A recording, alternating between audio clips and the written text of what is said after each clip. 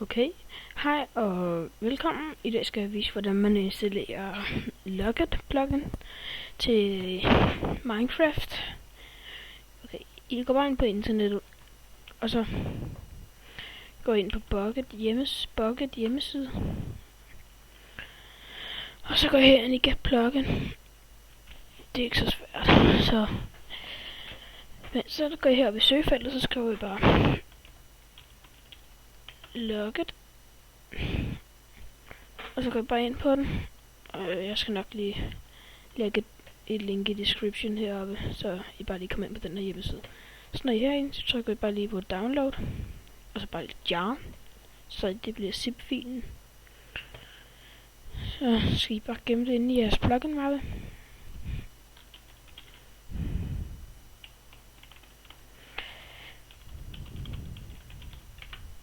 Sådan der. Og så bare gemme det herinde. Og så når I er færdige med det, så skal I bare godt lukke det ned. Så går I ind i jeres mappe. Så tænder I serveren. Og så vil der stå, at den Logitech loading, så den lige sådan starter Logit, så den ikke kan følge med. Og så når den er færdig med det er den nu, så burde man gerne få en mappe herinde. Ja, der er nogen herinde, hvor man kan kigge på konfigen. Det er mest sådan, hvem der skal bruge Logit og sådan noget. Det behøver vi ikke rode med lige nu.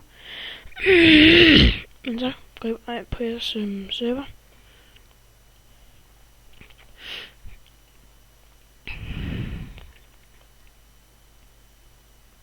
Sådan der. Og så gør vi lige sådan her.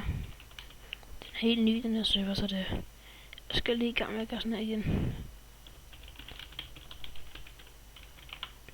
Sådan der. Og skal I bare, hvis I skal bygge et hus, eller det virker både med døre og cheste. Hvis I tager et skilt og en dør, sådan der, så er vi faktisk klar. Se, så står der, at du har sat chesten. Så kan du bare, den nemme måde er bare at gøre sådan her. Dut, så den privat. Men du kan også gøre sådan her. Sæt dem her. Her. Og her. Og her. Så kan du også bare gøre sådan her. Og så skrive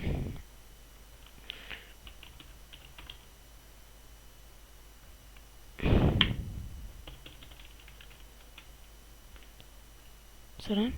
Og så bliver det også privat. Men det tager lidt længere tid.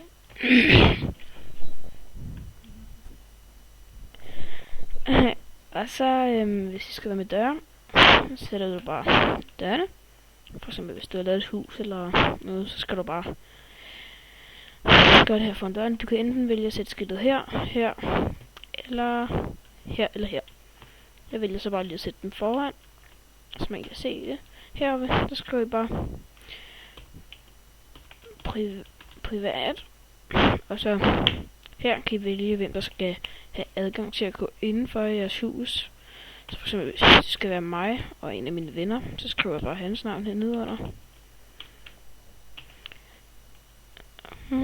Det var det forkerte navn. Nå. Sådan der. Og så hernede, så kan I sætte, hvor lang tid dørene skal være åbne, når du åbner dem. Så du skriver bare der, så skriver du timer. De her kolon ting her. Og så for eksempel, hvis de skal være åbne i 3 sekunder.